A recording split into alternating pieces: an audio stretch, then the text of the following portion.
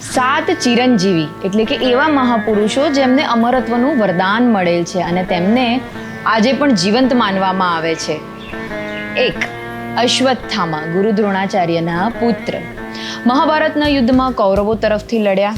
પ્રભુ શ્રી કૃષ્ણ દ્વારા તેમને શ્રાપ આપવામાં આવ્યો કે તેમને યુગો યુગો સુધી પીડા સહન કરવી પડશે અને પોતાના કર્મના પ્રાયશ્ચિત માટે અમરત્વ આપવામાં આવ્યું. કહેવાય છે કે આજે પણ તેઓ અજ્ઞાત જંગલોમાં અને અજ્ઞાત સ્થાનોમાં ભટકે છે.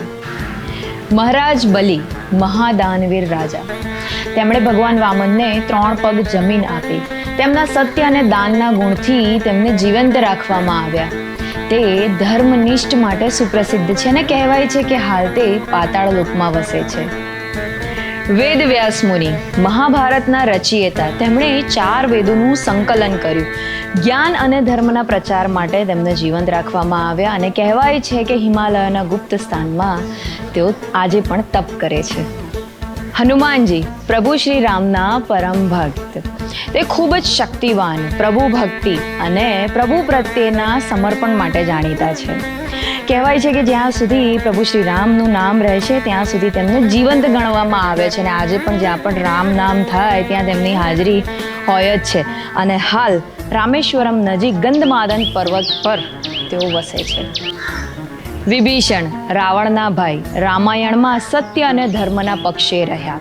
તે પોતાના ધર્મનિષ્ઠ માટે પ્રસિદ્ધ છે અને આજે પણ લંકા એટલે કે આજનું શ્રીલંકા ત્યાં વસે છે. કૃપાચાર્ય કુરુવંશના ગુરુ.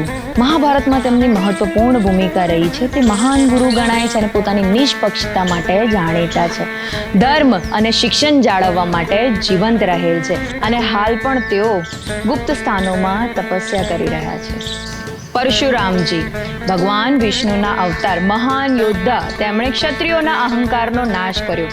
કહેવાય છે કે જ્યારે કલ્કી અવતાર થશે ત્યાં સુધી તેઓ જીવંત રહેશે અને હાલ મહેન્દ્ર પર્વત અથવા તો હિમાલય વિસ્તારમાં વસે છે. તો આ છે 7 મહાપુરુષો જેમણે અમરત્વ મેળવેલું છે.